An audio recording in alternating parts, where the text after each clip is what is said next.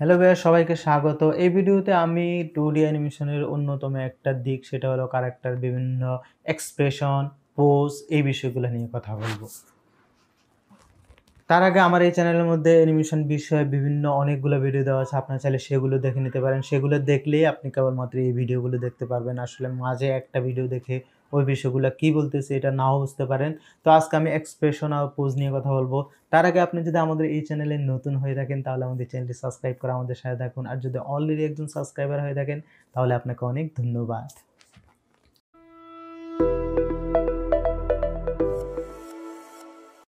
Character, pose, expression মানে তো বোঝেন যে আমরা হাসতেছি এটা একটা এক্সপ্রেশন, আমরা কাঁদতেছি এটা একটা এক্সপ্রেশন, কথা বলতেছি এই যে আমি হাতটা এইভাবে নিচ্ছি ওইভাবে হচ্ছি, এগুলো সবগুলো কিন্তু একটা এক্সপ্রেশন। এখন যদি আমি যদি এইখানে আমারে যদি একটা মানুষ না ভাবে যদি একটা টুরি কার্টুন একটা ক্যারেক্টার যদি ভাবেন, দেখেন আমি যখন হাতটা এইভাবে নিচ্ছি হাতটা এটা একটা এক্সপ্রেশন, এইভাবে যখন নিচ্ছি এটা একটা এক্সপ্রেশন, হাসছি যখন হাসি একটা এক্সপ্রেশন। এই বিষয়গুলা প্রকাশ করা, এই বিষয়গুলো ক্যারেক্টারে ফুটিয়ে তোলা, এঁকে ফেলা কি ফ্রেম অনুযায়ী সেই বিষয়টা মূলত এক্সপ্রেশন ডিজাইন। আর পোজ হলো এই যে বিভিন্ন ক্যারেক্টার দেখা যায় হাত উপরে হাত নিচে এভাবে দাঁড়ানো, বসা, শোয়া, তারপর হাঁটা, এই সবগুলো কিন্তু একটা পোজ। এই দেখা যায় হাঁটার ক্ষেত্রে আমাদের বেশ কয়েকটা পোজ 6 থেকে 7টা পোজে কিন্তু যাই আমরা। এই বিষয়গুলো কিন্তু পোজ বাই পোজ ড্রয়িং করে ফেলার যে বিষয়টা সেইটা হলো ক্যারেক্টারের পোজ।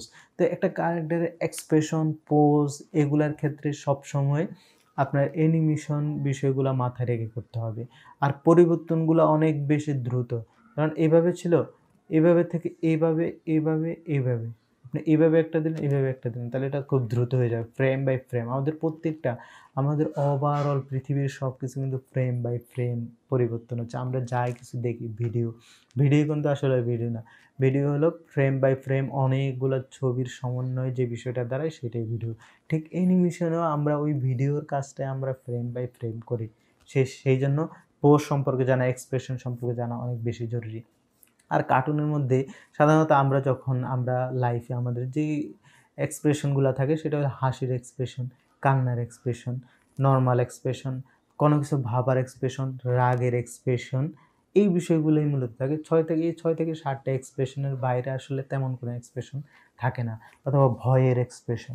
এই বিষয়গুলা এই কয়েকটা পোজ, কয়েকটা এক্সপ্রেশন যেমন বসে থাকার এক্সপ্রেশন, পোজ, তারপরে দাঁড়িয়ে থাকার পোজ, কোনো কিছু দেখিয়ে দেওয়ার পোজ, কথা বলার পোজ। এই কয়টা পোজ যদি আপনি যদি ডিজাইন করে লাইব্রেরিতে যদি রেখে দেন, এই কয়টা এক্সপ্রেশন যদি আপনি যদি ডিজাইন করে লাইব্রেরিতে দেখেন, তখন আপনি যখন আপনার স্টোরির প্রয়োজনে যেখানে যে এক্সপ্রেশনটা দরকার, যেখানে যে পোজটা দরকার সেটা আপনি খুব সহজে এখান থেকে কপি করে এনে বসায় দিতে পারেন।